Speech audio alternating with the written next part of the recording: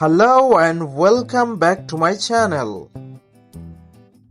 প্রতিদিন ইংরেজি শেখার নতুন নতুন ভিডিও পেতে আমাদের চ্যানেলটিকে সাবস্ক্রাইব করুন।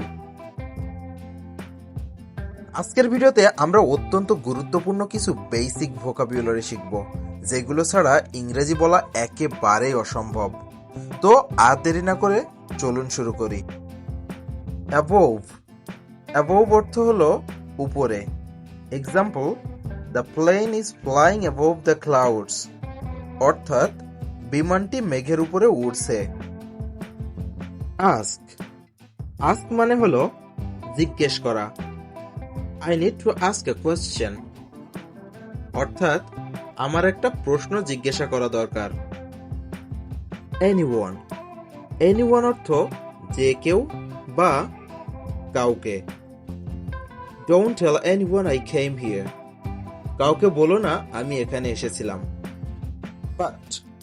বাট মানে হলো কিন্তু বা তবে। I'm hungry but I have nothing to eat. আমি ক্ষুধার্ত কিন্তু আমার খাওয়ার কিছু নেই।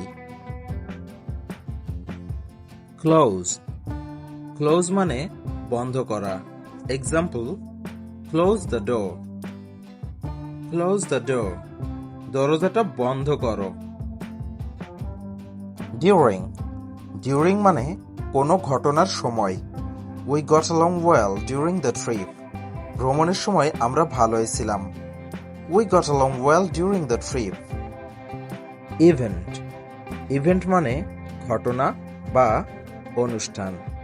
His wedding was a memorable event. তার বিয়ে একটি স্মরণীয় ঘটনা ছিল। মোস্ট মানে অধিকাংশ বা সবচেয়ে। Most of the people are Muslim here. এখানকার অধিকাংশ মানুষই মুসলমান। আরো একটা উদাহরণ দেখা যাক। Time is the most precious thing in the world. সময় পৃথিবীর সবচেয়ে মূল্যবান জিনিস। Time is the most precious thing in the world. Jump অর্থ লাফানো বা ঝাঁপ দেওয়া। He jumped over the fence. সে বেড়ার উপর দিয়ে লাফ দিল। He jumped over the fence. High অর্থ হলো উঁচু। The roof is 8 meters high. ছাদটি 8 মিটার উঁচু। The roof is 8 meters high. ছাদটি 8 মিটার উঁচু। ফ্রন্ট অর্থ হলো সামনে। He is standing in front of the door. সে দরজার সামনে দাঁড়িয়ে আছে।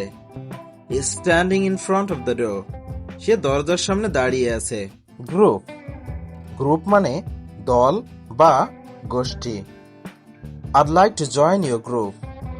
আমি তোমাদের দলে যোগদান করতে চাই। I'd like to join your group. Light মানে আলো বা হালকা। It's quite light. এটা বেশ হালকা। It's quite light. এটা বেশ হালকা। চলুন আরেকটা উদাহরণ দেখি। Turn on the light. আলো জ্বালাও। Turn on the light. আলো জ্বালাও। These অর্থ এইগুলো। These shoes are really beautiful. এই জুতোগুলো সত্যিই সুন্দর।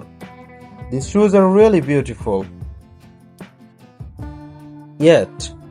Yet মানে এখনো।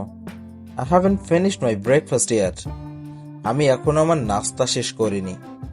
I haven't finished my breakfast yet. যদি ভিডিওটি থেকে কোনো রকম উপকৃত হয়ে থাকেন তাহলে অবশ্যই লাইক, কমেন্ট এবং শেয়ার করবেন। আর যদি এখনো সাবস্ক্রাইব না করে থাকেন তাহলে প্লিজ একটা সাবস্ক্রাইব করে পাশে থাকা বেল আইকনটি প্রেস করুন। Thanks for watching.